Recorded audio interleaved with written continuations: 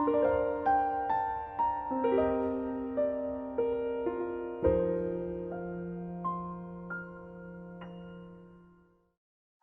էլ հուսացած բաների հաստատությունը և չերևացող բաների ապացույցն է։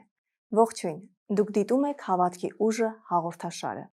Այսօր ես կպատմեմ ձեզ այն մասին, թե ինչպես հավատքը կարող է փոխել մեր կյանքի իրողություններն ու բժշկել մեր ֆիզիկական տկարությունները։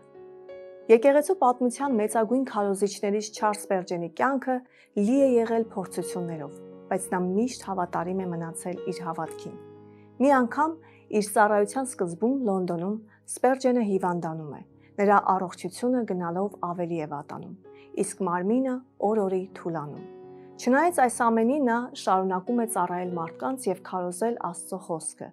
Թուլության պահերին նա հասկանում էր, որ իր հավատքն է, որ օգնում է և զորացնում իրեն։ Իր քարոզներից մեկի ժամանակ նա ասում է. «Աստված չի թողնի մեզ դժվար ժամանակներում»։ Եվ այդ նույն պահին նա առանձնահատուկ զորություն է զգում այդ բառերի մեջ և նա որոշում է, որ պետք է աղոթի բոլոր նրանց համար, ովքեր ունեն բժշկության կարիք։ Հույսով և աղոթքներով լի ծառայությունից հետո նա շարունակում է ստանալ բազմաթիվ նամակներ օգնության, աղոթքի, խնդրվածքներով։ Դրանց մեջ ամենահուզիչը մի նամակ էր, որտեղ խնդրում էին, որ նա աղոթի հենց իր առողջության համար, և սա շատ է քաջալերում Սպերջենին և բարձրացնում նրա հավատքը։ Հաջորդ առավոտյան աղոթքից կարճ ժամանակ անց նա զգում է, որ հիվանդությունը նահանջում է և ուժերը վերականգնվում են։ Նա կատարյալ բժշկվում է իր հավատքի և եկեղեցու միաբան աղոթքի շնորհիվ։ Այսպիսով Սպերջենը դառնում է կենդանի վկայություն այն բանի, որ հավատքը ոչ միայն փոխակերպում է մեր սրտերը,